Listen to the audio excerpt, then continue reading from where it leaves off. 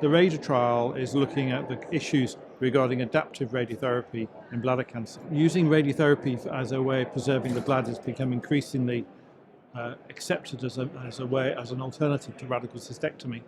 But bladder radiotherapy is very challenging because the bladder can move and change shape on a daily basis.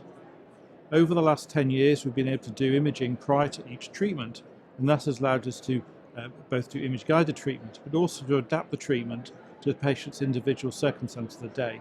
And the most common way of that is doing a process called Plan of the Day, where 3 individual plans are made of different sizes, and the best one selected for the patient each day. In the RADAR trial, we're looking at what are the potential advantages of that approach, and particularly taking that approach a stage forward to focus the main dose of the radiotherapy on the tumour bed and try and reduce the dose of the radiotherapy to the rest of the bladder. And also looking at whether or not using those techniques allows us to give a bigger total dose to the tumour, with the hope that that will improve tumour control rates going forward. In the RADAR trial, we undertook a randomised phase 2 study with 2 parallel different fractionation cohorts, the 2 commonly ways of giving the radiotherapy, one using 20 fractions and one using 32 fractions.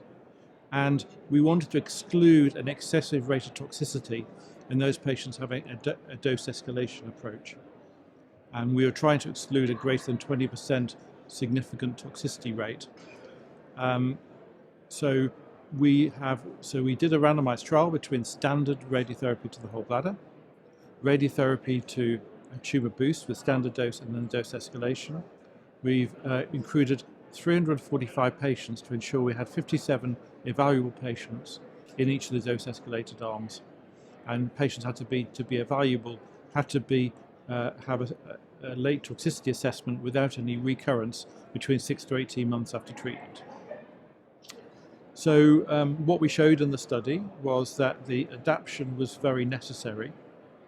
Less than 2% of patients had the same plan used throughout the treatment, and about 60% of the fractions were adapted compared to the standard volume. The primary endpoint was this late toxicity endpoint, and we showed that the rate of radiotherapy-related severe toxicity was very low in all the treatment groups, and there was no evidence of any increase in the dose-escalated group.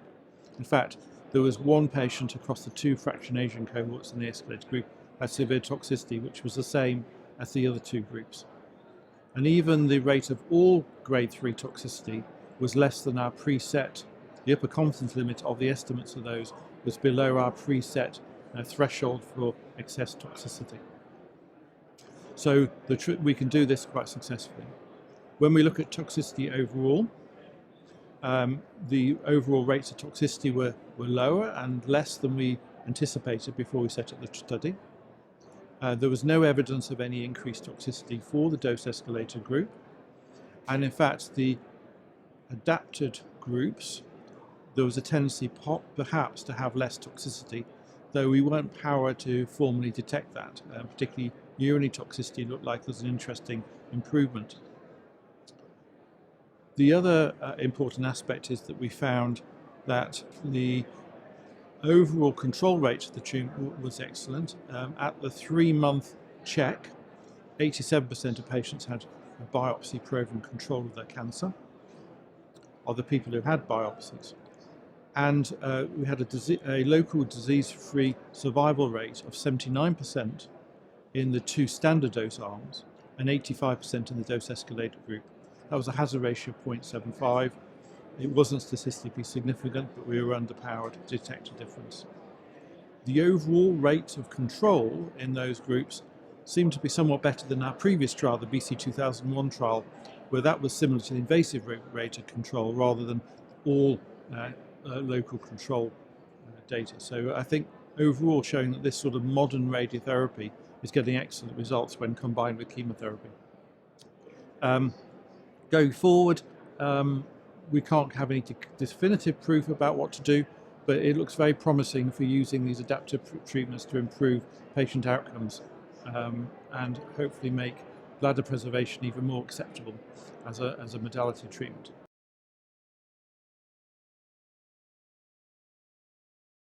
Modern chemoradiotherapy using image-guided treatments and ideally with adaptation gets very good results for patients with muscle-invasive bladder cancer and should be considered as an option for patients with T2, T3 bladder cancer as an alternative to radical surgery, and patients go forward with a good quality of life and low toxicity rates.